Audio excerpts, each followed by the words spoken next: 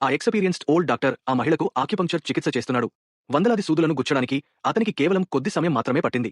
ఆ తర్వాత ఆ మహిళ శరీరంలోని చెడు శక్తిని తొలగించడానికి ఆ డాక్టర్ పట్టు దారాన్ని ఉపయోగించి తన అంతర్గత శక్తిని ప్రసరింపజేశాడు. కానీ ఒక యువకుడు అతడిని వెంటనే ఆపాలని, లేకపోతే తన కుడి చేయి దెబ్బతింటుందని హెచ్చరించాడు. ఆ డాక్టర్ ఆ మాటలను ఏమాత్రం పట్టించుకోకుండా మరింత తీవ్రంగా తన అంతర్గత శక్తిని బయటకు పంపాడు. ఫలితంగా ఆ చెడు శక్తి అతడిపై నేరుగా ఎదురుదాడి చేయడంతో ఆ శక్తి ధాటికి అతడు నేలకేసి కొట్టబడ్డాడు. ఆ వృద్ధ వైద్యుడు తన కుడి చేతిని పట్టుకుని నొప్పితో నేలపై విలవిల్లాడాడు. ఈ సమయంలో మరొక డాక్టర్ రంగంలోకి దిగి తన నైపుణ్యాలతో ఆమెను నయం చేయాలనుకున్నాడు. తాను 30 సంవత్సరాలు కష్టపడి తయారు చేసిన ప్రాణాలను నిలిపే అద్భుతమైన ఔషధం ఇదని చెబుతూ ఒక మాత్రల డబ్బాను బయటకు తీశాడు.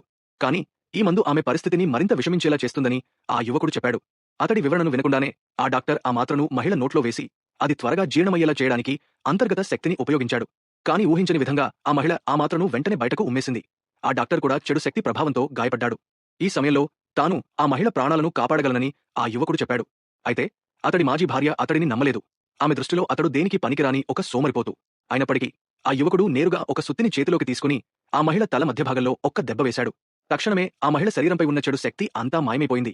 ఎన్నో ఏళ్లుగా మంచానికే పరిమితమైన ఆ మహిళ అద్భుతంగా లేచి నిలబడింది.